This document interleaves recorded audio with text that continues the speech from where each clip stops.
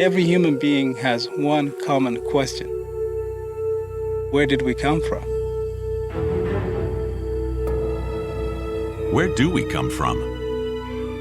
It's a profound human question. Since the time of Darwin, two fundamental questions in human evolution have challenged researchers.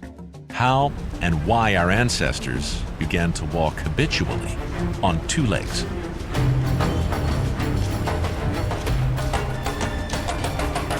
Bipedality is so common to us, it is so second nature, that we tend to think it's a very natural form of locomotion.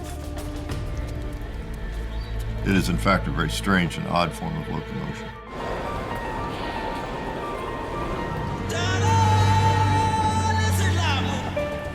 Roughly 7 billion of us live on the planet today, with over half that number settled in towns and huge cities. It seems like humans are everywhere, so we seldom stop to reflect on what truly odd mammals we are, or question the truly weird way that we walk. If you go to New York and walk the streets of New York, you look around and you don't think anything about the fact that these are all erect walking bipeds.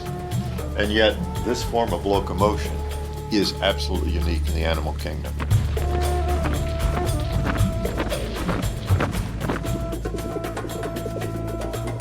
As we track humans back through time into the fossil record, and all of our individual special characters began to drop out, when you get to the very bottom, it is simply bipedality that becomes the defining character of being human. Bipedality is traditionally the hallmark of being human. So the very definition of humanity, or the family name hominidae, was defined by the fact that our earliest ancestors were able to walk on two legs. For scientists, bipedality has always seemed the most puzzling part of human biology.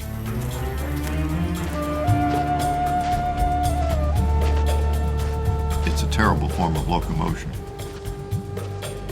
So you're forced into the question, why did this animal ever adopt this peculiar form of getting around? No other mammal has ever become a bipedal walker, and for a very good reason. A four-legged animal has far more speed and agility, while slower bipeds would have been easy meals for hungry carnivores. There's no shortage of ideas about why bipedality evolved in hominids. For decades, bipedality was thought to have evolved as our ancestors moved into the grassland savannas of Africa. But the evidence now shows that Ardipithecus was a biped who lived and died in a woodland, not a savanna.